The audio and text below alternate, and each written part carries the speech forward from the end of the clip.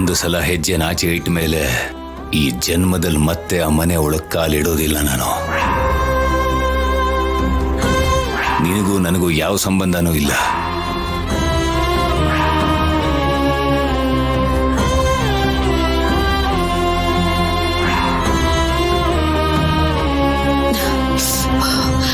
ದೊಡ್ಡಮ್ಮ, ನಿನ್ಗೋಸ್ಕರ ಊಟ ಬಡ್ಸ್ಕೊಂಡ್ ಬಂದಿದ್ದೀನಿ. ಅಮ್ಮ, ಮೊದ್ಲು ನಾನೇ ನಿಂಗೋಸ್ಕರ ಊಟ ತಂದಿರೋದು, ತಿನ್ನು. ಹಲೋ, ಮೊದ್ಲು ಊಟ ತಂದಿದ್ದು ನಾನು. ಆಹಾ, ಎಲ್ಲಿ ಸಾಕ್ಷಿ ತೋರ್ಸು. ಏನು? ಅಷ್ಟಕ್ಕೂ ನಮ್ಮಮ್ಮಂಗೆ ನೀನ್ ಯಾಕೆ ಊಟ ತರಬೇಕು? ಹೋಗು ತಿನ್ನಮ್ಮ. ನಮ್ ದೊಡ್ಡಮ್ಮನ್ಗೆ ನೀನ್ ತಂದಿರೋ ಊಟ ಏನ್ ಬೇಕಾಗಿಲ್ಲ, ನೀನ್ ಹೋಗು.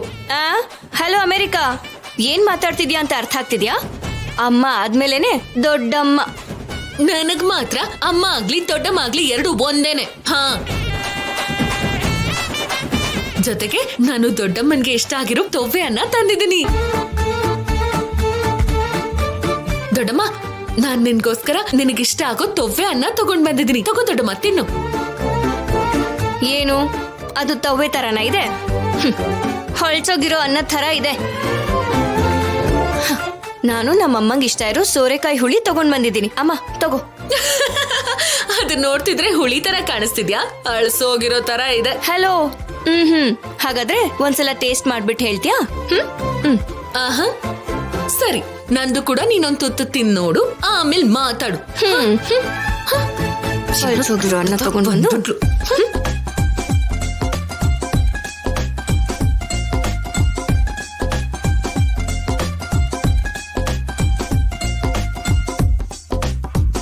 ದೊಡ್ಡಮ್ಮಂಗಿದೆ ಇಷ್ಟ ಆಗತ್ತೇನೋ. ಇಲ್ಲ, ನಾನ್ ತಂದಿರೋದೇ ತಿನ್ಬೇಕು. ಏನ್ ಮಾಡೋದು ಈಗ? ಐಡಿಯಾ, ಇದನ್ ಪೂರ್ತಿ ನಾನ್ ಖಾಲಿ ಮಾಡ್ಬಿಟ್ರೆ ದೊಡ್ಡಮ್ಮ ನಾನ್ ತಂದಿರೋದೇ ತಿಂತಾರೆ. ಅಮ್ಮ ಇದನ್ನೇ ತಿನ್ಬಿಡ್ತಾಳೋ ಹೇಗೆ? ಏನ್ ಮಾಡ್ಲಿ ಈಗ? ಇದನ್ ಪೂರ್ತಿ ತಿನ್ಬಿಟ್ರೆ ಅವಾಗಮ್ಮ ನಾನ್ ತಂದಿರೋದೇ ತಿಂತಾಳೆ.